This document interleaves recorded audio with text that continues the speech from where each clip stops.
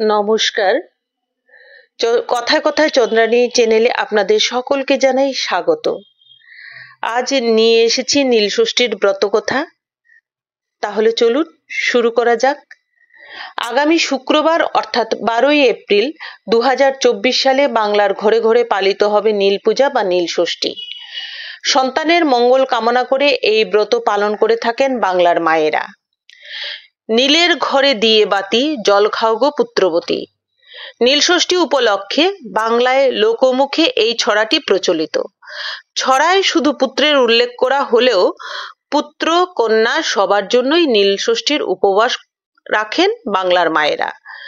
প্রতি বছর চৈত্র সংক্রান্তির ঠিক আগের দিন পালন করা হয় নীলষষ্ঠী। নীলষষ্ঠীর পরের দিন হলো চৈত্র সংক্রান্তি বা চৈত্র মাসের শেষ দিন, আর তার পরের দিন পালিত হয় পয়লা বৈশাখ। সন্তানের সুখ, সুস্বাস্থ্য, সৌভাগ্য ও দীর্ঘ জীবন কামনা করতে এই ব্রত পালন করে থাকেন বাংলার মায়েরা। কথায় বলে বাঙালির 12 মাসে 13 পার্বণ। এই 13 পার্বণেরই অন্যতম হলো গিয়ে নীলষষ্ঠী ব্রত। নীলষষ্ঠী পালনের প্রথা কিভাবে শুরু হলো সেই বিষয়ে একটি ব্রতকথা প্রচলিত আছে। নীলষষ্ঠী পালনের আগে সেই ব্রতকথা এখন বলছি। একদা এক অত্যন্ত ধর্মপ্রাণ ব্রাহ্মণ ও ব্রাহ্মণী ছিলেন।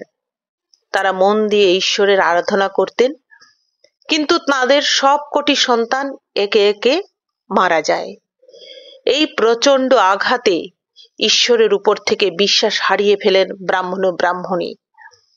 তারা তখন নিজেদের ঘর বাড়ি ত্যাগ করে মনের দুঃখে কাশীবাসী হন।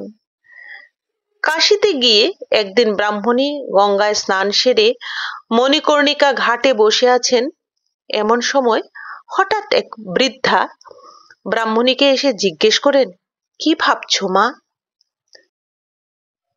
ব্রাহ্মণী তার সব সন্তানদের অকালে হারানোর দুঃখের কথা জানান ওই বৃদ্ধার কাছে।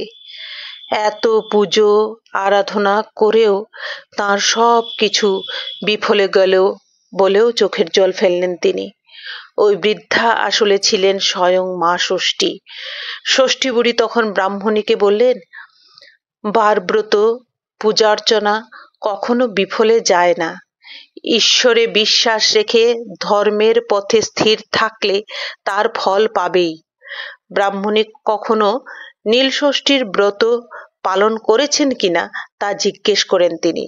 ষষ্ঠী দেবী ব্রাহ্মণীকে তখন বলেন, চৈত্র সংক্রান্তির আগের দিন নির্জলা উপবাস রেখে মহাদেবের পুজো করবে। সন্ধ্যাবেলা শিবের ঘরে বাতি জ্বালিয়ে তবেই জল খাবে। ষষ্ঠী বুড়ির কথা অক্ষরে অক্ষরে পালন করেন ওই ব্রাহ্মণী।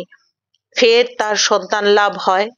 সেই থেকেই সন্তানের মঙ্গল কামনা করে নীলষষ্ঠীর ব্রত পালন করে আসছেন বাংলার ঘরে ঘরে বাংলার মায়েরা।